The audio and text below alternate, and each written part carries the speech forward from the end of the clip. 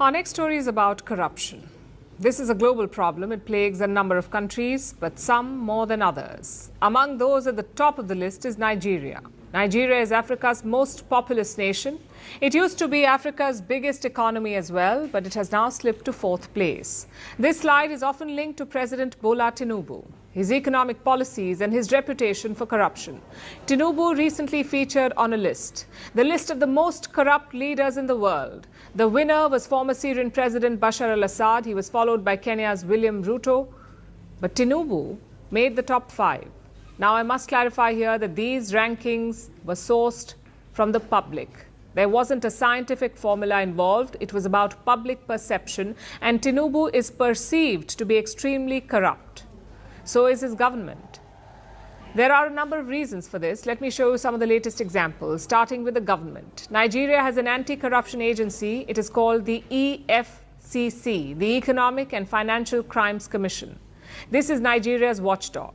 Its job is to tackle corruption, and technically they are doing that, but at home. Let's show you today's major headline. The EFCC has detained 10 of its own over some missing items. This statement was put out by the agency. You'll notice that they said some operational items could not be accounted for. Okay, that sounds like some missing equipment. But then the Nigerian press dug a little deeper, and it turns out that the operational items were jewelry and cash worth $350,000 to $400,000. What operations were they pulling off with all that jewelry? 10 EFCC officers were detained in Lagos. They are apparently answering questions. That is all that the commission has revealed. They haven't told the public who the corrupt officers are. I know it's innocent until proven guilty, but the very same commission usually does not follow this. They happily share the names of under trials, but suddenly the agency is shy about revealing the names of its own officers. And this has been quite a bad week for them. They were forced to make another announcement on Monday, telling the people that 27 other officers had been dismissed for fraudulent activities and misconduct. This is not a great look for Nigeria's anti-graft watchdog, and definitely not a good look for the Tinubu government. Bola Tinubu is 72 years old. He's been around for a while. He's a seasoned politician. So as you would expect, he has been linked to a number of scandals over the decades. One of the worst involved drug dealing.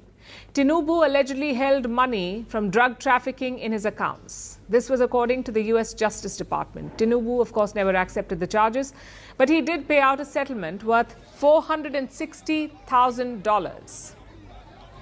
Now, these charges are old. No final verdict was reached.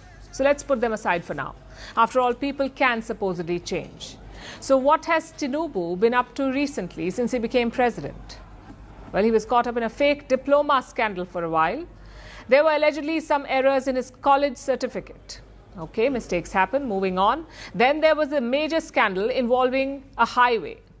Tinubu issued a $13 billion government contract to a company co-owned by his son. Tinubu is quite the caring father, apparently, but alas, most people do not see it that way. That is why he made it to the top 5 in the Corrupt Person of the Year award. The perception is quite prevalent, and reports say that he is quite vexed. He's even hired American lobbyists to clean up his image. He's reportedly paying them $2.7 million, though I wonder, is he paying from his own pocket or Nigeria's treasury? I suppose we'll find out eventually.